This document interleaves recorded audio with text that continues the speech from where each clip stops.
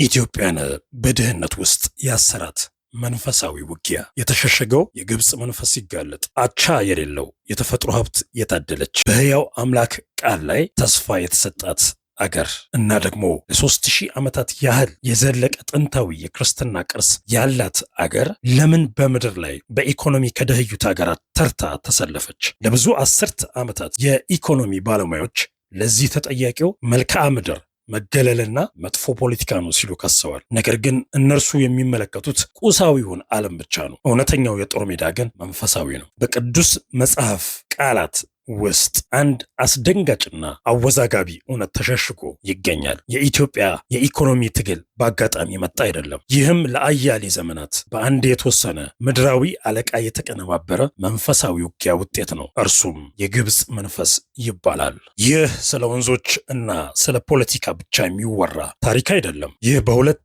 ጥንታዊ መንፈሳዊ ማንነቶች መካከል የተደረገ ታላቅ ግጭት ነው። መጽሐፍ ቅዱስ ኢትዮጵያ እጆቿን ፈጥና ወደ እግዚአብሔር እንደምትዘረጋ ሲያውጅ፣ የግብፅ መንፈስ ግን ያ ዕድል እንዳይገለጥ ለማድረግ የድህነት የማዕቀብ እና የውስጥ ክፍፍል የማይታይ ሰንሰለት ሲገነባ ዘመናትን ፈጅቷል። ዛሬ ምሽት መጋረጃውን እንቀደዋለን። ፍጹሙን መጽሐፍ ቅዱሳዊ እውነት፣ የማይካደውን ታሪካዊ ማስረጃና ይህ ምድራዊ መንፈስ የኩሽን ወይም የኢትዮጵያን ብልጽግና ለማሰር እንዴት እንደታገለ የሚያሳየውን ትንቢት እንመለከታለን። የግብፅ መንፈስ በመጽሐፍ ቅዱሳዊ እውነት ምን ማለት ነው? ይህ መንፈስ እንዴት እንደሚሰራ ለመረዳት በመጀመሪያ መጽሐፍ ቅዱስ ስለ ግብፅ ምን እንደሚል ማስተዋል አለብን። በዋናው የዕብራይስጥ መጽሐፍ ቅዱስ ውስጥ ግብፅ ምጽራይም ተብላ ትጠራለች። ይህ ቃል በቀጥታ ሲተረጎም ጠባብ ቦታዎች፣ የጭንቅ ስፍራ ወይም የማዕቀብ እና የከበባ ስፍራ ማለት ነው። ስለዚህ መጽሐፍ ቅዱሳዊ ስነ መለኮት የግብፅ መንፈስ በሶስት ዋና ዋና ኃይሎች የሚገለጽ ግዛታዊ የሆነ አጋንንታዊ አሰራር፣ ጭቆና፣ የትዕቢት ቁጥጥር እና ከእግዚአብሔር ውጪ በሰው ኃይል መታመን ማለትን ያሳያል። የመጀመሪያውን መጽሐፍ ቅዱሳዊ ማስረጃ እንመልከት። በትንቢተ ኢሳይያስ ምዕራፍ 31 ቁጥር 1 ላይ የእግዚአብሔር ቃል እንዲህ ሲል ያስጠነቅቃል። ለመታገዝ ወደ ግብፅ ለሚወርዱ በፈረሶችም ለሚታመኑ ሰረገሎቻቸውም ብዙ ስለሆኑ በእነርሱ ለሚደገፉ ወደ እስራኤል ቅዱስ ግን ለማይመለከቱ ወየውላቸው። የግብፅ መንፈስ የሚሰራው ሀገራትን በኢኮኖሚ ጥገኝነት ውስጥ እንዲወድቁ በማድረግ ነው። ህዝቦች ለዚህ የግብፅ መንፈስ ፍጹም አምልኮን በማድረግና በእርሱ ቁጥጥር ስር የሆኑ ዘንድ ከዚህ ጋርም በተገናኘ እርሱ ብቸኛ አቅራቢ ወይም የምግብ ጎተራ እንዲሆን የሚሰራ መንፈስ ነው። ይህንንም በኦሪት ዘጸአት ምዕራፍ 5 ቁጥር 2 ላይ ከተነገረው ቃል አንጻር መረዳት እንችላለን። ቃሉም እንደዚህ ተጽፏል። ቃሉን እሰማ ዘንድ እግዚአብሔር ማን ነው ብሎ በልበ ሙሉነት የተናገረው የፈርዖን መንፈስ ነው። የእግዚአብሔርን ሕዝብ ሉዓላዊነት አጥብቆ የሚጠላ እና ፍጹም አምባገነንነት የተሞላ መንፈስ ነው። የግብፅ መንፈስ የሚሰራው ሀገራትን በኢኮኖሚ ጥገኝነት ውስጥ እንዲወድቁ በማድረግ ነው። ፍጹም አምልኮንና ህዝቦች በፍጹም እንዲያመልኩት እና እነርሱም በቁጥጥር ስር ለማድረግ እንዲችል እርሱ ብቸኛ አቅራቢ ወይም የምግብ ጎተራ ይሆን ዘንድ። አሁን ደግሞ ይህንን ከኩሽ ማለትም መጽሐፍ ቅዱሳዊቷ ኢትዮጵያ ጋር እናነጻጽረው። በመጽሐፍ ቅዱስ ውስጥ ኢትዮጵያ ለዓለም አቀፍ ገዢዎች የማትገዛ በነፃነቷ የምትኖር መንፈሳዊ ምድር ተደርጋ ትጠቀሳለች። ይህንንም በትንቢተ ኤርምያስ ምዕራፍ 13 ቁጥር 23 ላይ ስንመለከት የሀገሪቱ ልዩ ማንነት እንዲህ ተጽፎ ይገኛል። በውኑ ኢትዮጵያዊ መልኩን ነብርስ ዥጉርጉርነቱን ይለውጥ ዘንድ ይችላልን? ኢትዮጵያ ለዓለማዊ ኢምፓየሮች ለመንበርከክ ፈቃደኛ ስላልነበረች እናም ደግሞ በሐዋርያት ሥራ ምዕራፍ 8 ላይ ከተጠቀሰው የንግሥት ህንደኬ የገንዘብ ሚኒስቴር ከጃንደረባው ዘመን ጀምሮ የክርስትና ማንነቷን አጥብቃ ስለያዘች ዋነኛ ኢላማ ሆነች። የግብፅ መንፈስ የከበባ የጭንቅ እና የጥበት መንፈስ የኢትዮጵያን የኢኮኖሚ መተንፈሻ ለመቅጠፍ ተለቀቀ።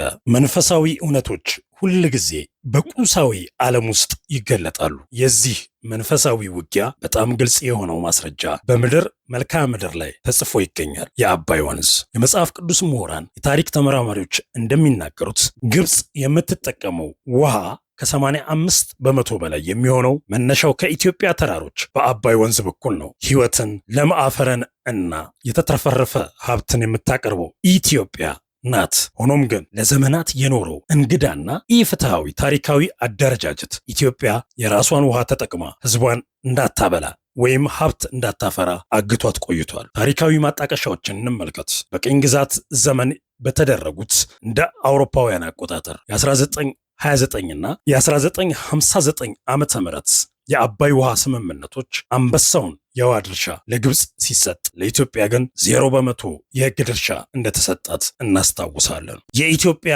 ህዝብ ምንም እንኳን የሀብቱ ምንጭ ቢሆንም እየተራበ የታችኛው ተቀባይ ግን የበለጸገ መሆኑ በምን መንፈሳዊ ወይም ቁሳዊ ህግ ሊሰለሰል ይችላል? ይህ በትክክል የመጽራይም የከበባ መንፈስ ፍቺ ነው። አስተናጋጇን ሀገር ሰው ሰራሽ እጥረት ውስጥ ጥሎ የኢትዮጵያን ሀብት ለመምጠጥ ይሰራል ማለት ነው። የኢትዮጵያ መሪዎች ከዚህ ከበባ ለመውጣት በሞከሩ ቁጥር ከባድ መንፈሳዊና አካላዊ ውጊያዎች ይፈነዱ ነበር። በ19ኛው ክፍለ ዘመን የግብፅ ኢምፓየር ወደ ኢትዮጵያ ግዛቶች ወታደራዊ ዘመቻዎችን ከፍቶ ነበር። ይህም በተለይ እንደ አውሮፓውያን አቆጣጠር በ1875 የጉንደት ውጊያ እና በ1876 የጉራ ውጊያ ከፍተኛ ደረጃ ላይ ደርሷል። የኢትዮጵያ ጀግኖች ክርስቲያን ተዋጊዎች እነዚህን ወራሪዎች ድምጥማጣቸውን አጥፍተው ቢመለሱም ቀጣይነቱ የነበረው የጦርነት ሁኔታ፣ አለመረጋጋት እና በባዕዳን የሚደገፉ ከበባዎች ኢትዮጵያ ሰፊ ሀብቷን ለኢኮኖሚ ግንባታ ሳይሆን ለሀገር መከላከያ እንድታውል አስገድዷታል። የግብፅ መንፈስ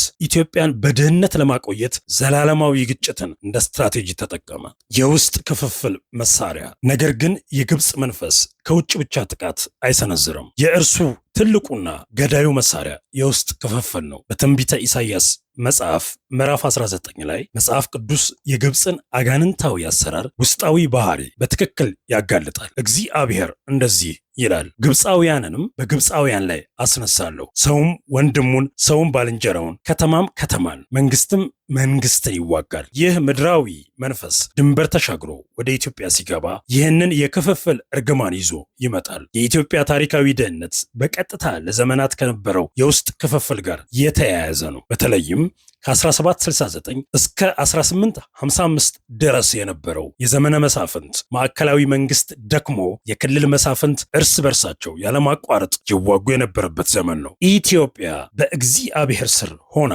እንደ አንድ የጸናች መንግስት ከመቆም ይልቅ ወንድማማቾች እርስ በርሳቸው ተዋጉ። ይህ የቡድንተኝነት እና የጎሳ ክፍፍል መንፈስ ከግብፅ መንፈስ የመጣ የውጭ ክፉ ተጽዕኖ ነው። ለም እና ሀብታም የሆነችን ሀገር ወደ እርስ በርስ ግጭት ምድር ይለውጣል። አንድ ሀገር እርስ በርሱ በሚዋጋበት ጊዜ ኢኮኖሚ መገንባት አይችልም። የተሰጠውን ሀብትና ቅርስም ግምጃ ቤቱን መጠበቅ አይችልም። ለረሃብ፣ ለዋጋ ግሽበት እና ለውጭ ዕዳ ይጋለጣል። እነዚህ ደግሞ የዘመናችን የባርነት ሰንሰለቶች ናቸው። ነገር ግን ይህ ቪዲዮ በሽንፈት አይጠቀለልም። ምክንያቱም ቅዱስ መጽሐፍ በኢትዮጵያ ላይ የተጫነው የግብፅ መንፈስ አምባገነንነት የማብቂያ ቀን እንዳለው ተስፋ ይሰጣል። መኳንንት ከግብፅ ይመጣሉ። ኢትዮጵያ ፈጥና እጆቿን ወደ እግዚአብሔር ተዘረጋለች። የትንቢቱን ትክክለኛ ቅደም ተከተል ያስተውሉ። ግብፅ መጀመሪያ የመሰበር እና የመገዛት ሂደትን ማለፍ አለባት። የኢትዮጵያ መለኮታዊ ሞገስ ግን ፈጥና ወይም ወዲያውኑ የሚሆን ነው። ይህ መንፈሳዊ ሽግግር በቁሳዊ ዓለም ውስጥ የሚገለጥበት ትክክለኛ ሰዓት ላይ እንገኛለን። በዘመናዊ ታሪክ ውስጥ ለመጀመሪያ ጊዜ ኢትዮጵያ የታላቁን የህዳሴ ግድብ ግንባታ በማጠናቀቅ የ1959ን የቅኝ ግዛት ስምምነት ሰንሰለት ሰብራለች። ይህ የከበባውን ሰንሰለት የመስበር ቁሳዊ ማረጋገጫ ነው። ኢትዮጵያ በመጨረሻ የራሷን ውሃ ይዛ በሚሊዮን የሚቆጠሩ ቤቶችን አብረታ ለጎረቤት ሀገራትም ኃይል እያከፋፈለች ነው። መንፈሳዊ እገዳ እየተሰበረ ነው። በኢትዮጵያ ውስጥ ያለው የክርስቶስ አካል ወደ እውነተኛ ማንነቱ ሲነቃ የክፍፍልን፣ የትዕቢትን እና የውጭ ጥገኝነትን መንፈስ አውርዶ ሲጥል የዚያን ጊዜ በእውነት የሀገሪቱ ሀብት እንደተፈታ እናስተውላለን። ድህነት የኢትዮጵያ ዘላለማዊ ማንነት አይደለም። እርሱ ጊዜያዊ የሆነ መንፈሳዊ ውጊያ ስትራቴጂ ብቻ ነበር። የምጽራይም ሰንሰለቶች እየተበጠሱ ነው። የኢትዮጵያ እጆች ወደ ልዑል እግዚአብሔር ተዘርግተዋል። እናም ታሪካዊ የኢኮኖሚ ትንሣኤ እየተከናወነ ነው። እርስዎ ምን ያስባሉ? የምንወዳት የሀገራችን ትግል ንጹህ ፖለቲካዊ ነው ወይስ እስካሁን ድረስ የተሸሸገ ምድራዊ አጋንንታዊ አሰራርን እየተዋጋን ነበር? ሐሳቡን ከታች ባለው ኮሜንት ያጋሩን። ይህንንም ቪዲዮ ላይክ ማድረግ፣ ቻናሉን ሰብስክራይብ ማድረግ እና የደውል ምልክቱን መጫን እንዳይረሱ። በዚህም የተሸሸጉ የዓለማችንን እውነቶች የምንመረምርባቸው ቪዲዮዎች በፍጥነት ይደርሶታል።